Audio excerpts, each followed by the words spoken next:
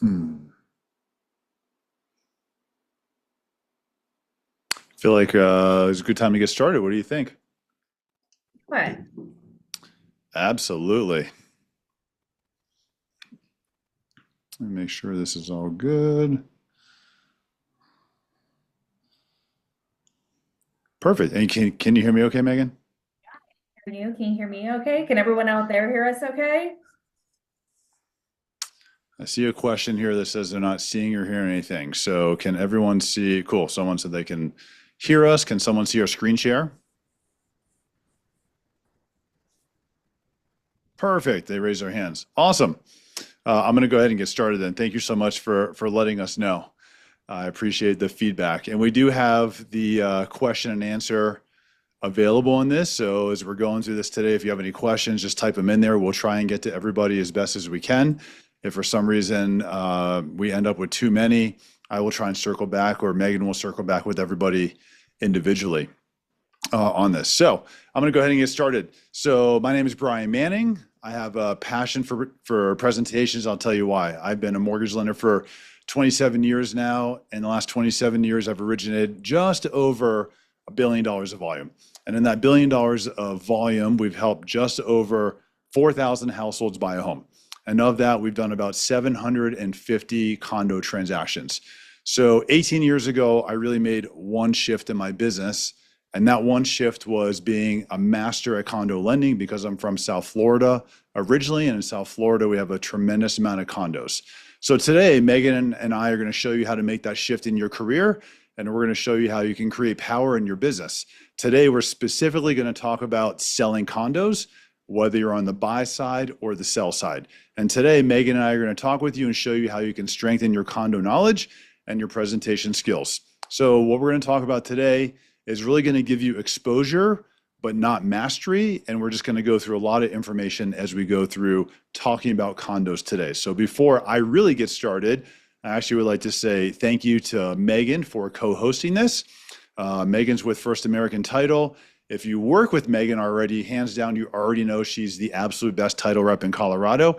If you don't work with Megan already, you need to. I think you'll see today why she's so good and what they do with First American and how they can bring value to your transactions. But hands down, if you do not work with Megan, you need to call her when we're done here. So Megan, thank you so much for helping put this together. I really appreciate all the effort you put into this. Likewise, Ryan, you put a ton of effort into this too, and it's worked out really well. And my goodness, there's just been a ton of response around this topic lately, and I think that it's worth addressing. And so we decided to throw together a Zoom.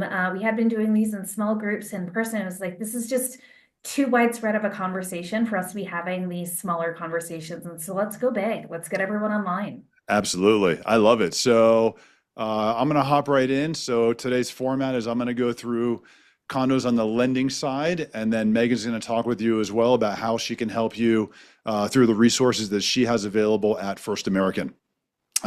So first I want to talk about how we got here. And everybody feels like condos are very challenging, which they are. And I do understand that there's challenges that many of us are experiencing in the condo market. But I always like to go back to the beginning and figure out how did we get here and what's changed in the landscape of condo lending in the last several years to really make it more challenging. So if we go back to 2021, we had a building in South Florida in a community called Surfside that experienced, unfortunately, a partial collapse of the building. And through this taking place, unfortunately, there was 98 deaths. And what was discovered when this project was looked at was that there was a tremendous amount of deferred maintenance, and the association was aware of the deferred maintenance. And for many years, they were deciding and voting to not address the deferred maintenance and really to just not incur the costs associated with the deferred maintenance. So as time went on, the association didn't want to spend the money. They kept deferring the maintenance farther and farther out until unfortunately there was a catastrophic situation that took place. So when that happened, Fannie Mae and Freddie Mac stepped in and they said, hey, this is really was a problem in the condo association. We need to make sure that we're protecting buyers because buyers don't always know what to look for as far as condos are concerned, as far as structural items, repairs, budgets, financials, et cetera. And we really need to change this landscape, and we need to make sure that we are going to protect the buyers in the marketplace. So that happened in 2021. And then we saw a rather significant change as far as condo requirements were concerned that revolve around insurance, which we're going to talk about, and everything really condo related. So if we go back to 2021, that's what really impacted this. Before that, yes, condos were always reviewed, they were always looked at, but that was really the catalyst for this most significant change that we have experienced that's really impacting all of us in the room. Then we look at the media. So unfortunately, the media is always going to latch on to anything negative that they can, and there's always going to be a lot of negative publicity of what's happening in the marketplace. So I put a little snippet from an article here. This is from March of this year. This was the Wall Street Journal talking about condos being blacklisted and how there's so many challenges with condos in the marketplace. And for sure, people are reading this and buyers are, maybe doubting the condo process. Well, if we really look at this article, what they're talking about here would be the approved list for Fannie Mae. Now, Freddie Mac doesn't even have an approved list. So the only true approval list out there on the conventional side is going to be Fannie Mae. So what they're referencing is that there's potentially condos that are not on this list or that have been blacklisted from this list, but it's really a very small percentage. So what I would caution everyone here for, and really to be aware of, is you have to watch the media. There's always going to be negativity out there in the marketplace, unfortunately, and it's items like this that are really going to tarnish the condo market and make it even more challenging for all of you realtors in the room that are working with buyers and sellers. So one thing to really understand is, how does the process work? And also understanding that it's really rather vague. So we look at what's called warrantability for a condo. So warrantability means that the condo itself meets all the criteria, whether it's the physical criteria, the quality, condition, making sure there's no deferred maintenance, financials, insurance, et cetera. So warrantability means that the condo itself, whether it's the building, financials, really checks all the boxes to meet all of the lending guidelines. Well, the challenge that we really run into is that the guidelines are very vague. So Fannie Mae and Freddie Mac will come out with these guidelines and they'll say, okay, if you want to issue a conventional mortgage or make a mortgage-backed security for a conventional loan, and the property is a condo, it has to meet these requirements. And these are the guidelines that revolve around condos. The challenge we run into is that the guidelines many times are going to be rather vague, and then the lender itself or themselves has to make the decision on a file per file basis whether we as the lender truly think that the condo meets the warrantability requirements. So one challenge we see in the landscape of condo lending, and you look at all these different lenders across the board, is that in one transaction, you have a problem with the lender that won't do the loan because they're saying they have an issue with warrantability. And in the same transaction, another lender might not have a problem with the transaction. And the reason why is because the guidelines are vague, unfortunately, and the decisions have to be made by a lender by lender basis. So where we might be okay with a scenario, somebody else may not be. So you're going to experience a lot of turbulence in the condo market because there's a lot of inconsistencies, unfortunately, out there. And that's probably one of the biggest challenges I see right now when I talk to a lot of agents, is the inconsistencies on potentially loans, for example, that we can do versus someone else can. For what I can see and what I'm experiencing right now is that and when I say we, I mean Cross Country Mortgage. I feel like we're probably one of the most aggressive companies out there as far as condo approvals are concerned. Cross Country Mortgage, we're now the #1 direct lender in the country. And with that, one of the greatest value propositions that we have, especially for the realtors that we work with, is that our entire condo process and the review process is handled in-house. So we're able to get answers very quickly on whether a condo can or cannot meet warrantability criteria and whether we can or cannot lend on it. So I always think that's a great value to bring to the table for you all. So let's look at condos and talk about what are the kind of the critical triggers and what's going on in the marketplace. So we're going to talk about 3 main items today. So the first one's going to be major/critical repairs. Let's talk about the condition of the property itself. The second one's going to be pending litigation, and there is pending litigation. Let's say that's the no-no, and then there's pending litigation that will work for us. And then number 3, the hot topic for a lot of people is going to be insurance and looking at coverages and deductibles. So on my side in this presentation, these are going to be the 3 areas that we're going to focus on today. So let's look at major repairs and kind of the HOA trap. So first thing we're going to look at is the property undergoing or needing any major repairs? And what we're going to look at is what are the major repairs, what possibly could be needed, And the way we figure this out is with a condo questionnaire. So when we're going to get a condo approved and we're working on the transaction, what we do is we reach out to the HOA or we reach out to the management company and they fill out a condo questionnaire for us. So on that questionnaire, it's going to ask a lot of questions. It's going to ask about the condition of the home, or excuse me, the condo. Is there any deferred maintenance? It's going to ask about, are there any upcoming repairs that have to be done? Are there any major repairs? So first thing we're going to do is ask them those questions, and we're going to see what kind of feedback we can get. So when we're looking at a property, if it's just kind of undergoing standard repairs, that's really not a concern for us. But if it's going to undergo major repairs, we really need to learn more about that. So that kind of pulls us into figuring out, when a condo questionnaire is completed, or is it routine maintenance or is it critical repairs are going to be done? Because routine maintenance, typically a condo association will have budgeted for on a consistent basis. So they're likely going to have money set aside in their budget to handle routine maintenance items. Or is it critical, meaning are there structural problems? Is there damage that's taken place? And is there something that really has to be paid attention to there? So the condo questionnaire is going to lead us as the lender and the direction to figure out what we're looking at.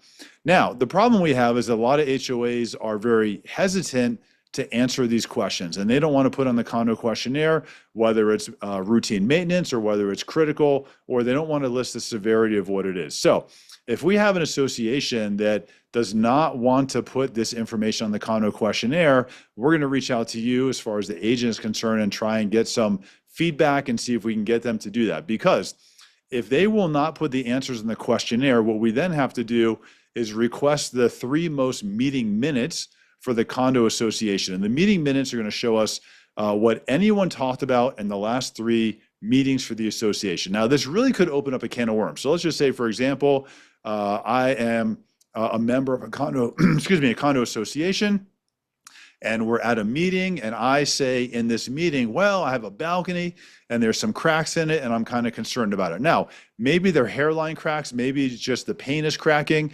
You know, there's nothing that's really done to elaborate what that means, but I say in this meeting that there's cracks on my balcony. Now that gets registered in the meeting minutes, and then we have a mortgage that we're doing, and the association is not willing to reference on the condo questionnaire what's happening as far as repairs are concerned. We get the 3 most recent minutes, and we see in there that someone says, hey, they have cracks in their balcony.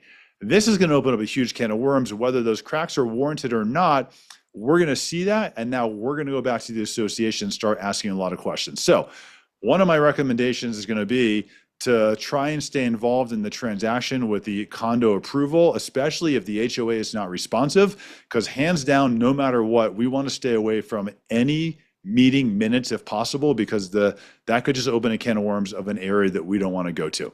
So looking at repairs is going to be something that's really important. Now, when we look at repairs, we're going to try and figure out, is it routine maintenance or are they critical?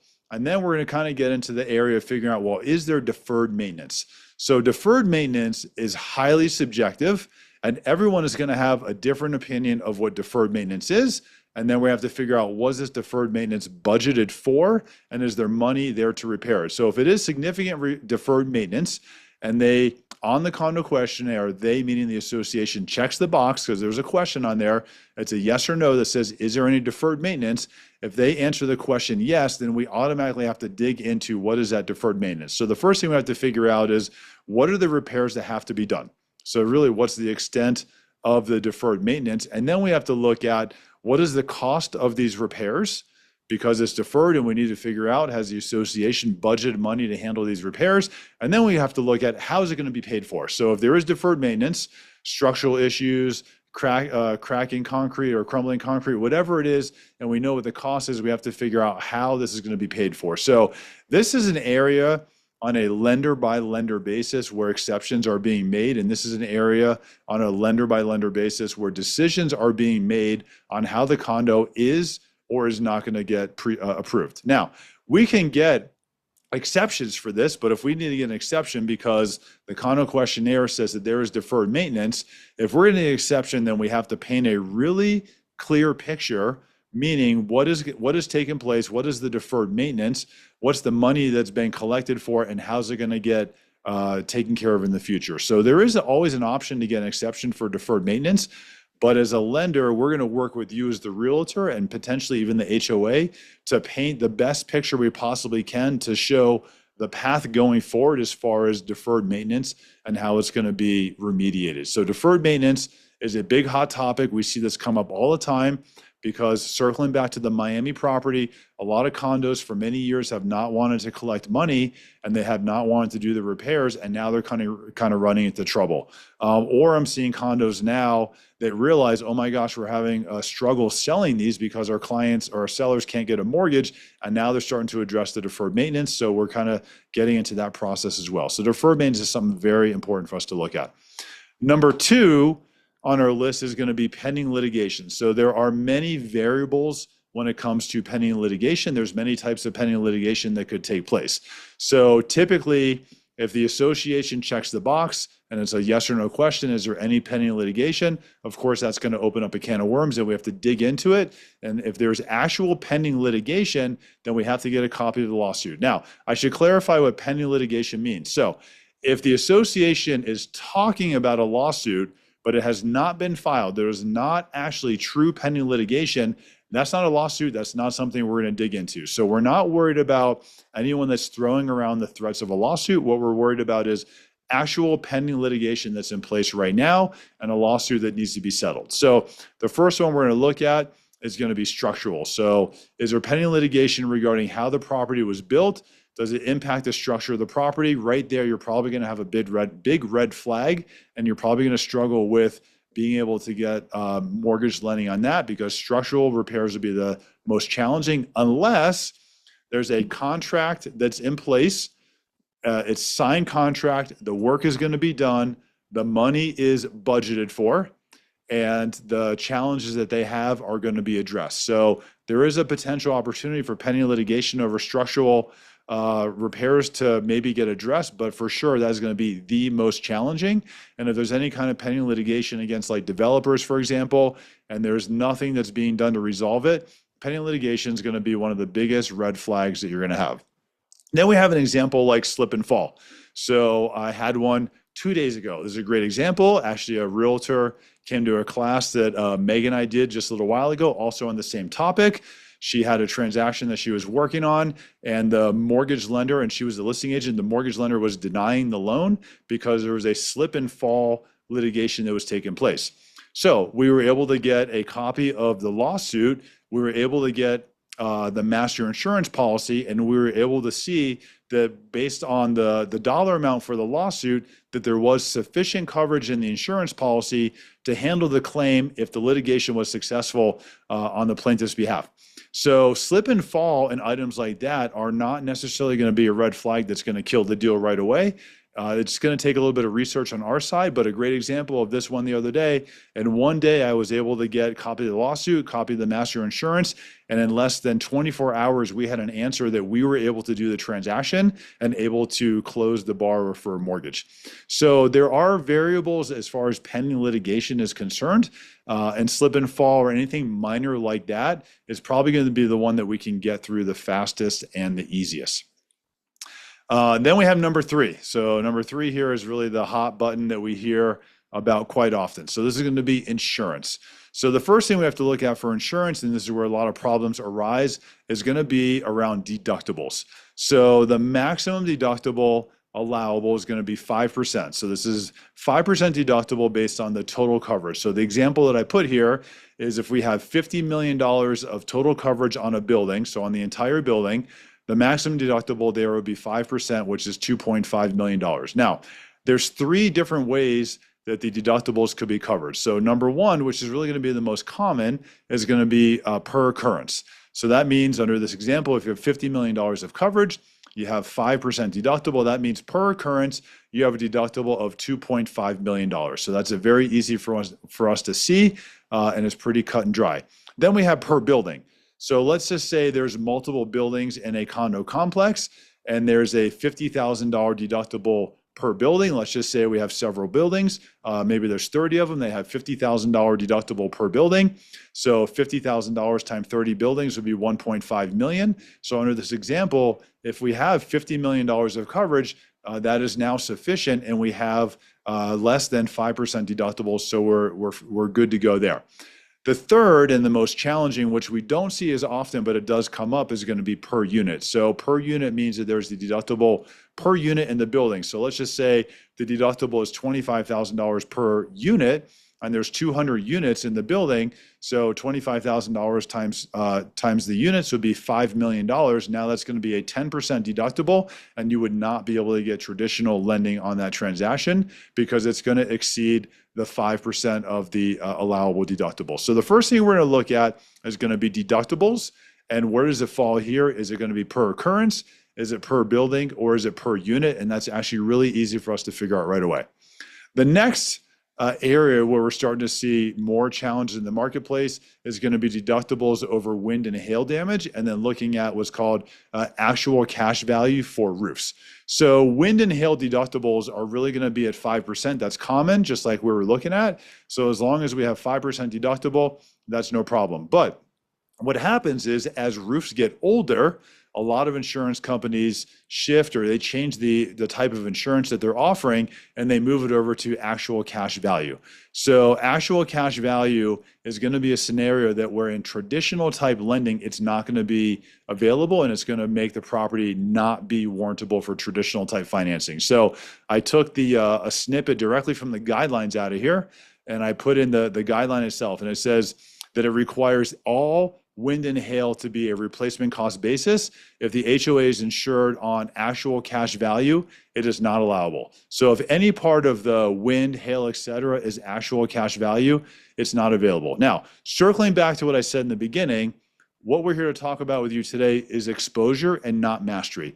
The goal here today is not to make you experts on trying to figure out condos and whether the maintenance is deferred or if it's actual cash value. We're just trying to open your eyes here as far as what's working and what's not working, so you're exposed to what you should pay attention to. But again, you're not going to be a master here, and the goal is not for you to be a master of condos today.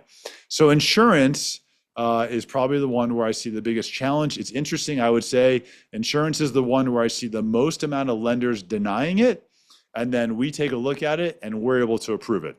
So insurance is very inconsistent across all lenders.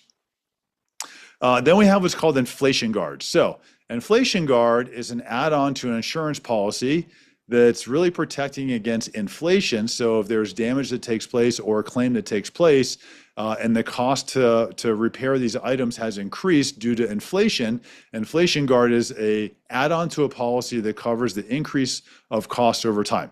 So this is an optional add-on by the HOA.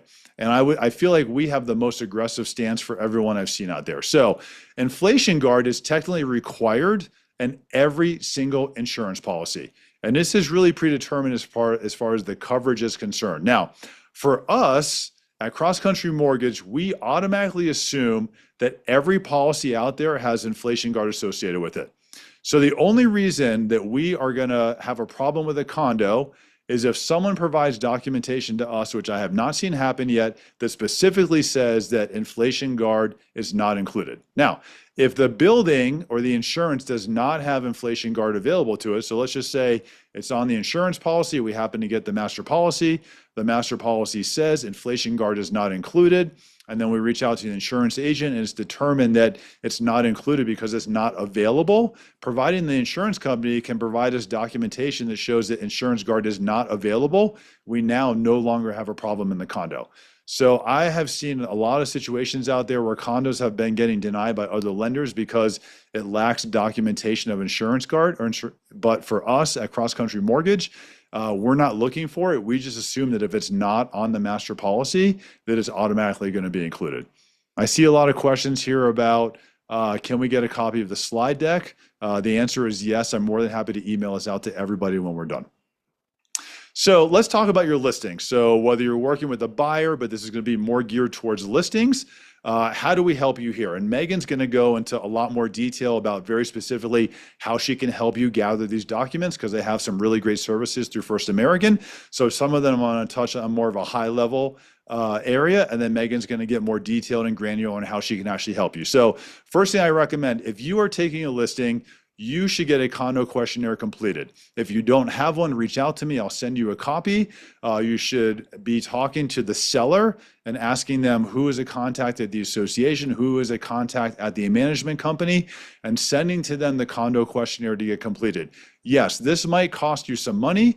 Sometimes I see them cost $100, $200. I had one the other day, and the fee structure was if you want it back in 3 days or less, they charge $300. If you want it back in 7 days, it's free. So if you start thinking about your listings early in the process and you start thinking about documenting your condos to figure out whether they're warrantable or not, usually if you can go for a longer turnaround time from an association to get this condo questionnaire back, typically it's free or it's going to cost very minimal. So the first thing I'm going to suggest is get this condo questionnaire. Then we're going to talk about master insurance, which Megan can help you with here as well, I believe. So master insurance we want to get because that's going to give a lot of details. And then we want to look at the condo project itself. So you have a listing that's coming up.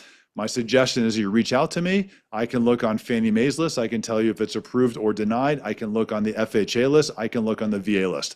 I will tell you that if you are a listing agent working with condos, that you need to make Megan and myself your new best friends. Because what Megan can provide to you as far as documentation is concerned and the ease and accessibility of it, and what I'm able to do in our company, in our condo review desk, and get it reviewed within 24 hours, we can help you set yourself up for success in the listings that you're going to have and figure out very early in the process whether you're going to have a challenge or not, and very quickly the financing that's available. So as a listing agent, I highly recommend that you start to think about structuring your pre-listing presentation. And I would highly suggest as part of your listing presentation, you're already talking with the seller about this, and you're going to talk with the seller about what do you need to ensure their condo is saleable, because you do not want to list a property, spend money on photographs, marketing, staging, etc. Then you find out that your home or your property goes under contract. Then you reach out to Megan, get documents from her, a lender denies it, and you have a problem with the condo, and everything you could have figured out really leading into your listing presentation and your pre-listing presentation. So these are going to be the 3 areas that I'm going to highly recommend you focus on. If you have any questions in more detail about how to obtain this or the information that's going to look at, give me a call and I'm more than happy to help you with this. So there are also portfolio loans that are out there. So we have, we'll call it non-warrantable condo loans. So if you have a property that does not meet normal warrantability items for insurance, structural areas, et cetera, there are other outlets out there. We have seen everything from higher deductibles, deferred maintenance, et cetera. So this is all everything I really suggest you starting to figure out in the beginning when you're working with a seller, because if you can figure out before you can make the listing live the type of mortgages that are available for you, then you're not going to waste your time or the seller's time or a potential buyer that's going to come to your transaction. If you are a buyer's agent, I cannot stress this enough. This is the time, if you are a buyer's agent and your buyer's looking at a condo, where you really need to own the transaction, and you have to really show your value here of why you suggest that client is using a lender that you trust that is very knowledgeable about condos. I see so many agents that work with a buyer. They go to whoever the lender is that doesn't have much condo experience. The deal's falling apart, and then they're calling me to rescue their deal 7 days before closing, which we can do. But I will tell you, I don't love rescuing deals because everybody's stressed and nobody loves that. So I highly suggest looking at this information in the beginning. So in this process, I say start your listing prep early. Start getting your condo questionnaire, get your master insurance, start connecting with me to figure out whether it's approved or not. Start to figure out how the HOA responds. If you're working on this in your listing prep and you're getting condo questionnaires and you're contacting the HOA, you're going to figure out really quickly how responsive they are. Get your questionnaires up front. I had here put the meeting minutes up front, but I'm going to say scratch that. We talked about this before in the last class that we did, and I should have deleted it. I think it actually might be a liability for you as the agent if you're getting meeting minutes up front and you start to read through them. So I would pull that out. And the biggest thing I could say is, again, this is exposure, not mastery. So as you're going through this, since you're not the lender, you should just call me and just lean on me in the process, and I can really help guide you through here. Now, I'm going to turn this over to Megan because I talked with you a lot about documentation that's needed to really look at this in the pre-listing side. And Megan's going to show you how she can help you very easily obtain all your documentation. You bet. So there was one question in here that I don't think that we quite got, and it's Nancy Levine, who's one of my favorite people. So I just have to bring this one up. Yep. So what specifically should we be looking for if we ask for the insurance? So nothing. The best thing you could do is obtain the master insurance policy and then give me a call and I'll have you email it over to me and we'll let our condo review desk take a look at it. Because Yes, there's so many components in the insurance and there's so many moving parts that I'll be honest with you, I'm not even the master at insurance, which is why I lean on our condo review desk and they are the masters. So the best thing you could do is get the insurance, send it over, and we'll get it reviewed within one day. Because again, you're not here to be the master of insurance, but getting it is ASAP is where it's at. definitely. Yep. Well, it's again, we just want to bring awareness to you at this point. We don't need you to be the experts in it. We need to get you to the people who can make that decision and remove that liability. That's I right. am all about removing as much liability on behalf of the agent and the seller as possible. For And sure. so when we start talking, I've become the most unwilling participant in knowledge of how HOAs process and CIC document disclosure and everything else that goes into them because I want to save your deals. And there are certain things that we need to know up front, not only so that you can properly disclose if you have knowledge of that, because not every seller is aware or paying attention to what's happening with their HOA. And so it may not be that they're not disclosing, they may not know because they haven't been paying attention.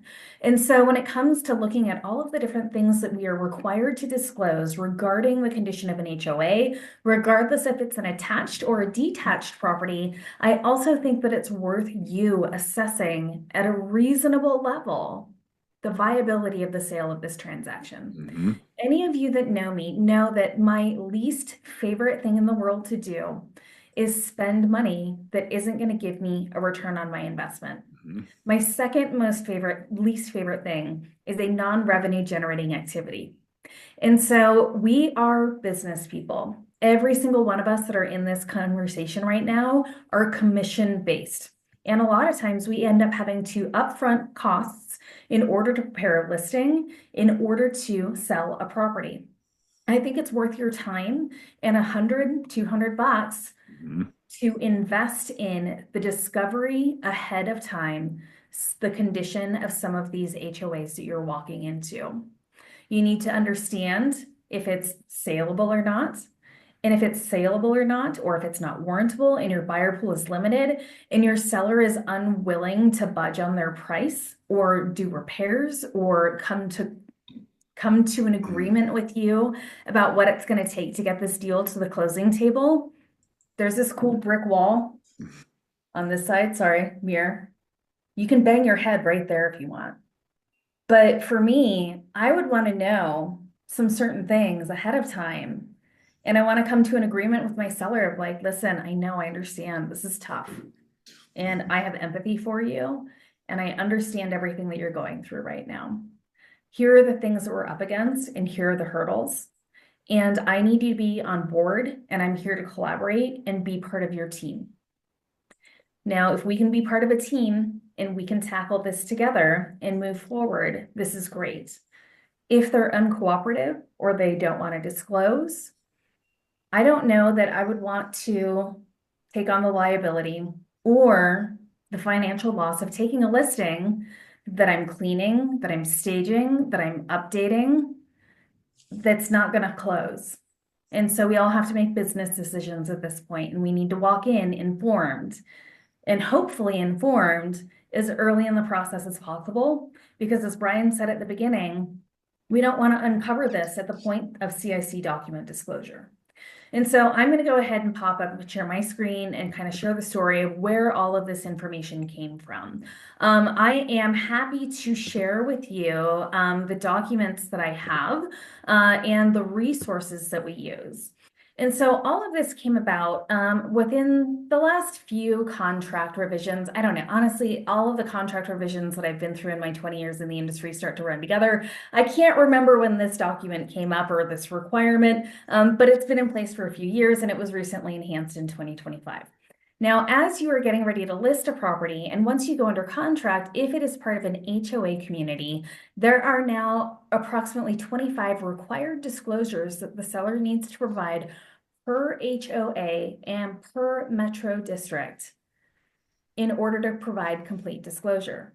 The thing that's challenging is that not every HOA has every piece of information. Okay, so they have to provide as much information as possible. Now, in the past, what I would see people do is either the seller would say, oh no, I've got that on my HOA website. I'm just going to go there and pull my own docs and I'll give them to the buyer. Or the listing agent says, hey, give me your login credentials. I'll go ahead and hop in and I'll grab those documents for you. I've even seen some cases where they say, well, the listing agent says, well, at the point that we go under contract, I just tell the seller to give the buyer the login credentials for the association website and they can just go there and look at them. What's the problem with that? Now, the chat feature is turned off, so we've got the Q&A to communicate back and forth with. What's the problem with that? You providing it, your seller providing it, or your seller providing the login credentials to the buyer? What's wrong? Why don't we do that?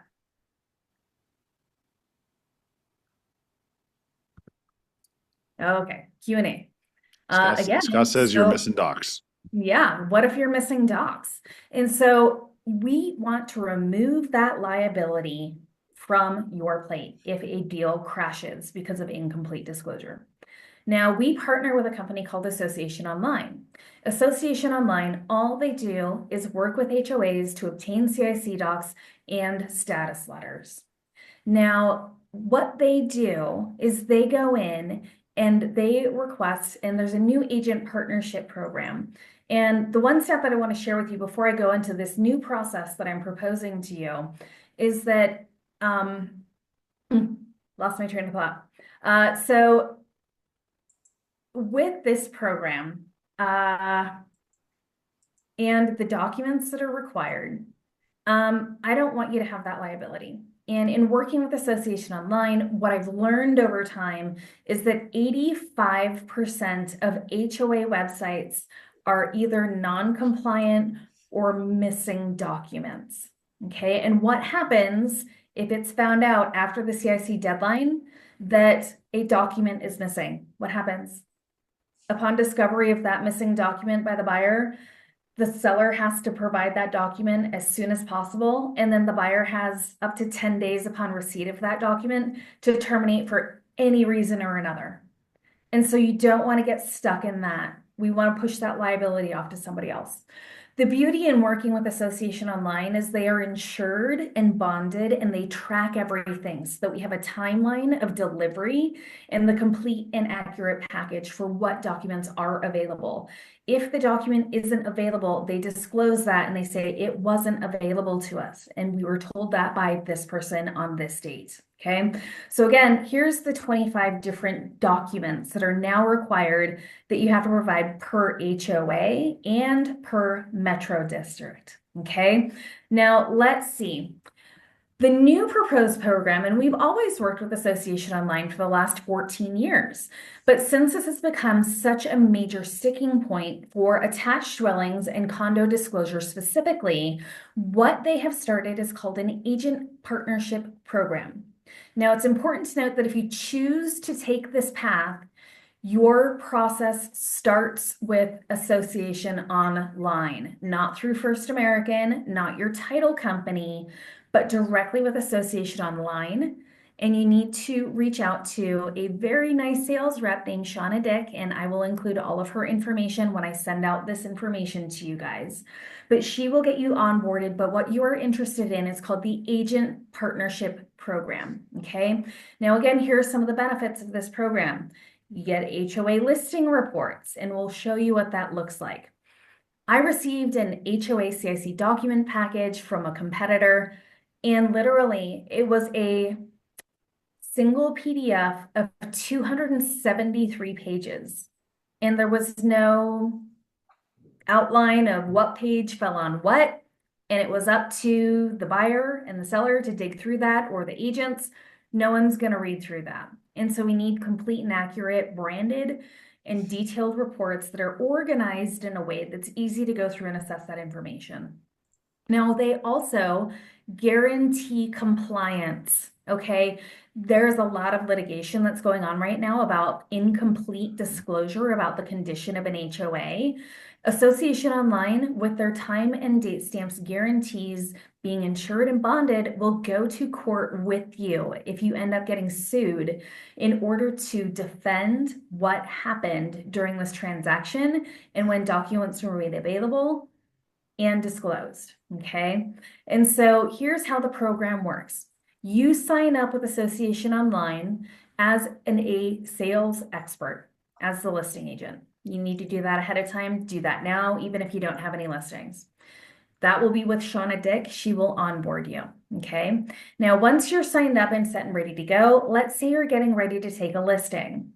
I'm going to see if the seller is willing to cooperate with me in order to obtain the CIC documents before I agree to the listing presentation, or at least at the time of the listing presentation, and hopefully prior to signing the listing agreement, so that I can assess whether or not this is going to be a viable transaction. Again, we are making business decisions at this point. Okay. Mhm. So what you do after you've signed up as a sales expert, you have your seller go into the Association Online portal, and they sign up and they provide what's called a seller special authorization form.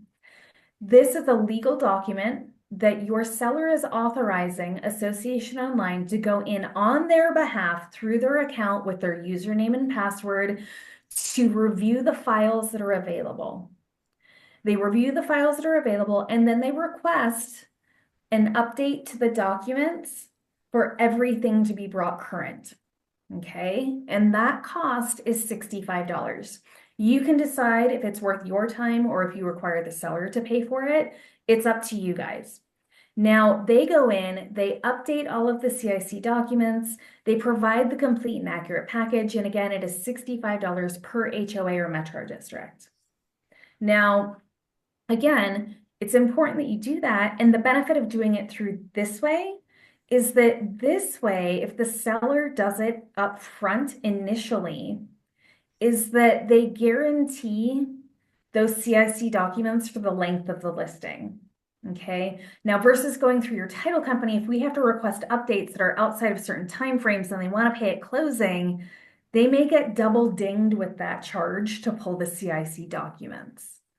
Now, they will contain, or they'll grab those CIC documents, and you don't necessarily want or need the complete package yet. You hold on to those, and Association Online holds on to those, but that's $65 per HOA in order to get the updated documents. What you want is the listing agent is just the stuff that matters. So once the seller updates the CIC documents and they list you as their listing agent, you, listing agent, now get a notification that the CIC documents are available. Would you like to purchase what's called a REX listing report? The REX listing report is this. And so here it just says, hello, my name is Rex. This is actually the owner of Association Online's Golden Doodle. But the REX listing report is just a one-page report that's branded to you, has the property address, and then this great QR code. And that QR code, if you want to take a second and scan it, you can, just to see what it looks like.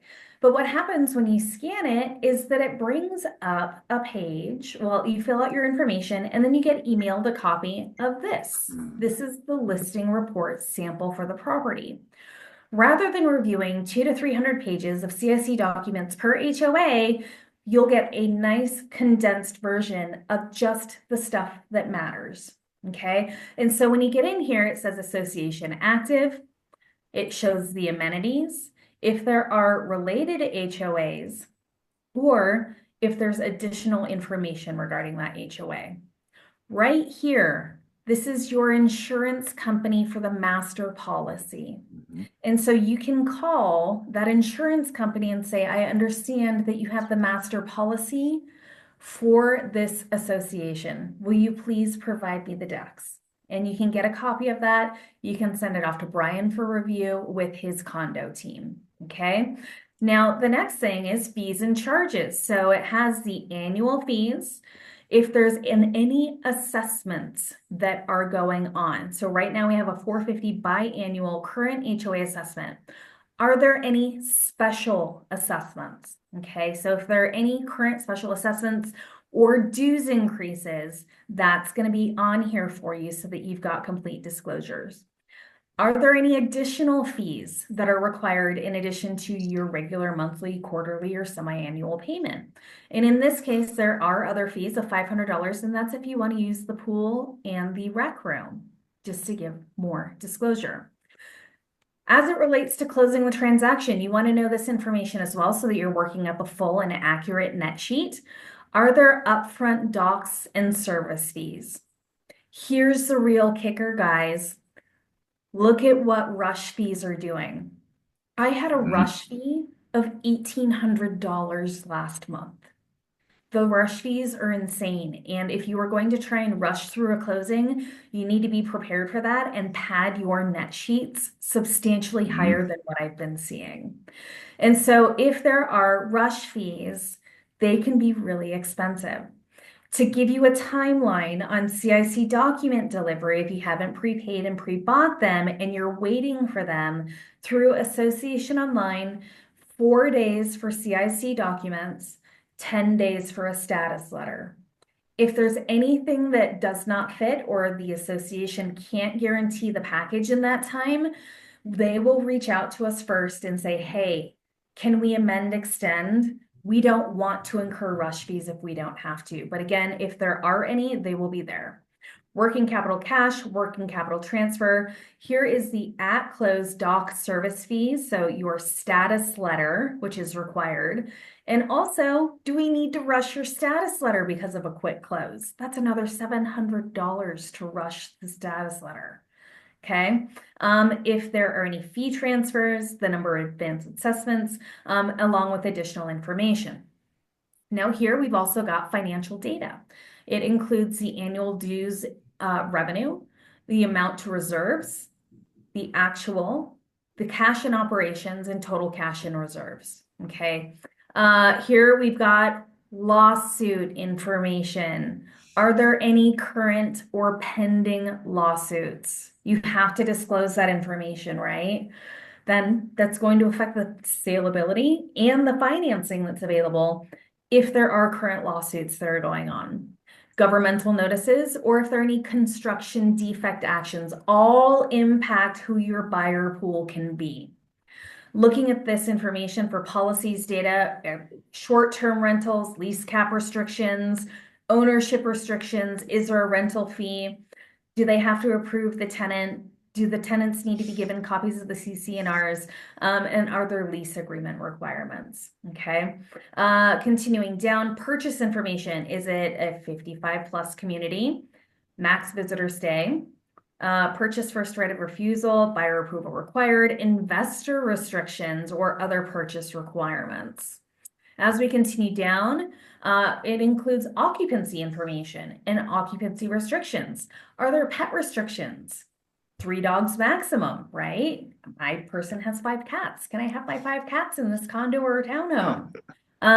Parking restrictions. There are some HOAs in Colorado that Mhm. prohibit any sort of commercial or recreational vehicle or business vehicle from being parked on the street or in the driveway within that HOA community. And I know of one in particular that they're absolutely crazy about it in that particular HOA, and they will drive people out of their neighborhood if they have that happening. Fishing, flag restrictions, trash containers, sign restrictions, air conditioner, or business restrictions. So if your client wants to open a business like a daycare out of their home, these are things that are worthwhile knowing. Here we've got financial policies. So if there are assessment restrictions, other fees allowed, if there are late fees, how interest is determined, utilities, landscaping, and if they can evict as an HOA. Continuing down, architectural modifications. So if there's an architectural review committee, what things need to be reviewed. And then continuing down, it shows meetings and amendments down here, and just some of the updated kind of highlights and pieces of that information. So as a listing agent, you have enough information to go through and assess and provide to your lender or your preferred partnership in order to get information about how likely and what are the things I'm going to run into when the CCNRs come out and what they might object to. Now, the wonderful thing is, as the listing agent, when you purchase this Rex listing report, again, this piece is number one, seller updates CIC docs, $65 per HOA. Number two, listing agent, get the Rex HOA listing report, it's $55. You can take this Rex listing report, you can add it to your home book, you can upload it to your listing, you can have it on a sign within your listing, and anyone can scan this QR code.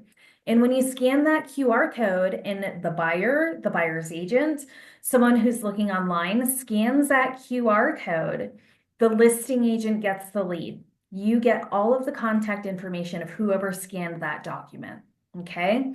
And so again, I think it's worth the 150, 170 bucks to look at the condition of the HOA before you decide to take that listing and sink your marketing dollars into it. If you find that you're going to run into issues along with CIC doc disclosure or status letter, and you choose to take that listing, you might structure your listing agreement a little bit differently and say, you know what, I'm willing to take this, understanding these conditions. It's probably going to take longer to sell the home. And we need to be on board with the fact that we may have to adjust the price based on showing activity, number of shows to contract, median days on market. And I might need to be reimbursed if I've put in any money into updating your property or staging your property, if you no longer choose to agree with me to move forward with this with these known conditions. Okay, so I am going to stop my share and let's answer some questions and let's get this wrapped up. How about that? I like it. Let's see, what do we got? What if a condo is purchased and after it is purchased, assessment is placed from the previous year? Does that assessment coverage cover it even if the buyer was not an owner at the time of an incident? It depends on the homeowner's insurance company and if they provide post coverage or not. So in some cases, it will extend back 2 years depending on the insurance company.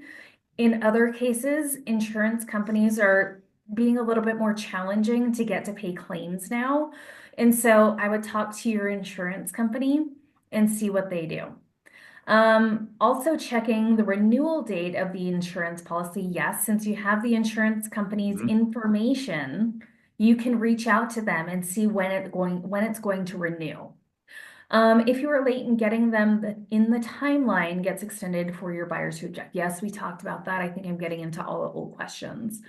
So why would we take on the additional liability to sign up with the HOA online and do it ourselves to save $300? Well, again, you want a complete and accurate document package. 85% of the HOA websites are non-compliant, and you're taking on that liability if something's missing and it goes to a lawsuit later down the road. Wouldn't you prefer to not have that liability on you and have that insured and bonded by somebody else?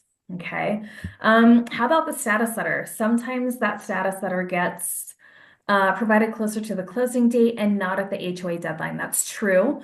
There may be things that are included in that status letter, and due to the cost of the status letter, I don't know that I want you getting that up front. Let's get through the inspection and the appraisal first, which are also big ticket items, before we go through and do the status letter. The thing that's hard about the status letter is that it is unique to each individual buyer and has to be redone every time. And so I'm thinking maybe after we get through some of those other big sticking points in the transaction, so that we're not incurring that cost multiple times to get that information ahead of time. I think that the CIC doc pack and the Rex listing report is sufficient for now. Also working with your lender. Is working capital fee something that is refunded to the seller when they sell their unit? Someone told me that, and I have not been able to confirm. I'm honestly not sure, but we can ask a closer and see what they have to say, or we can have Association Online answer that one. So the seller's agent should register even though title orders the docs through Association Online. So the problem is, yes, absolutely. So if the seller goes directly, it's $20 less for them to get it up front. The problem is the title company is not going to order it until we have a contract. And when we order it, when we have a contract and you choose to pay for that at the end of closing, again, if it falls multiple times, as a title company, we get charged to pull those docs multiple times, whereas going directly to Association Online, you prepay for it and it's good for the length of the listing. Okay, I hope that makes sense. And so if the HOA is self-managed, Association Online will contact them directly, and it is the same as if the title company does it, like they will operate. I don't know enough about HOAs. Yes, Association Online will.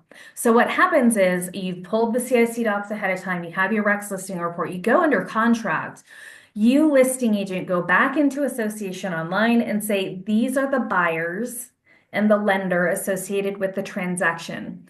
Please distribute the CIC documents. Then their date and time stamped is when they were delivered so that you have that compliant piece and that backup in case a lawsuit arises that they did their job and delivered all of the documents. Okay. Do you have to have a listing agreement in place with the seller before getting the Rex report? Not necessarily. The seller just has to be on board with this process. Okay. Because we need them to sign off on the seller special authorization that gives them the authority, Association Online, to go in and get the updated CIC docs, and then it can produce the Rex listing report. We cannot produce an accurate Rex listing report without updating the CIC documents first. So you do have to update the CIC docs first, $65 per HOA, then you can get the Rex listing report, okay? Can you use the association website to get the documents if you are the agent and the property owner? Yep, you sure can. It's the seller. You can do it. So refund is dependent on bylaws or declaration. Thank you for that answer, Susan. Again, I am learning more than I ever cared to about CSC documents and status letters. As a title company, all I care about is a status letter and what does it say. But now, since these transactions are falling apart, and my closers are reworking the same file 2 and 3 and 4 times to get it to close, I'm tired. I want to help you have successful transactions and to be knowledgeable before the problems arise. That's my job, is to head off the problems at the curb and to get you guys ahead of what you need. Okay, what if an HOA is self-managed? Same process. We go to whoever the president is of that HOA and we request those documents. Okay, I think I got everything. Did I miss anything? Brian, do you have any questions? No, I don't think you missed anything. Okay. Yeah, Morgan, thank you. Girl, I'm on my HOA board. I am tired, LOL. So funny story about HOA. The first house that I bought, it was 2006. And they had 2 openings on, no, it was 2007. And there were 2 openings on the board for the HOA. So my husband and I at the time decided that it would be funny to run against each other for the open position on the HOA board. And so first order of business, attend an HOA meeting. I stopped running. Because there is no way that I'm going to get involved in that. I attend them, I provide feedback, I vote, but to manage that, goof. No, thank you. Yep. True. All right. So Megan, can you email out your presentation as well? Yeah, definitely. Perfect. I've got everything linked into hyperlinks. And Wonderful. so, yeah, Brian, if you'll send me the final list of attendees, I'll get Yep. that out. It may not be until tomorrow. I Yep. completely overbooked myself today and I've got to run to my Cool. next meeting. Got it. Okay. Well, thank you so much, everybody, for coming out. Megan, thank you so much for sharing your info. Like I said before, if you work with Megan, you already know she's the best. If you don't work with Megan, you got to call her. She's the best title company, best title rep in Colorado. So make sure you reach out to Megan. And again, this is not to make you the expert in condo transactions. If you have questions, call Megan if it's title related, HOA doc related. Call me if you have mortgage questions. And I hope you can see now the value of putting this work into the beginning when you're working on your listings, because the effort in the beginning could save you a lot of money on marketing, photograph, staging, et cetera, for a condo you might run into struggles with in the future. So, any questions, give us a call. Thank you so much for everybody coming out today. I hope everybody has a wonderful afternoon. Thank you, Brian. Well, and I have to say nice things about Brian too before he goes away. Brian works incredibly hard and has done a ton of these already.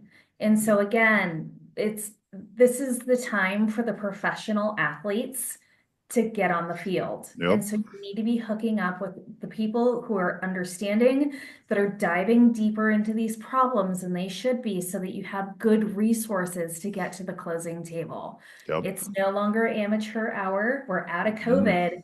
It's a different market and you have to be ready. So true. work with us. Okay. All right. Everybody Take have a care. great day. Thanks for your time. Bye.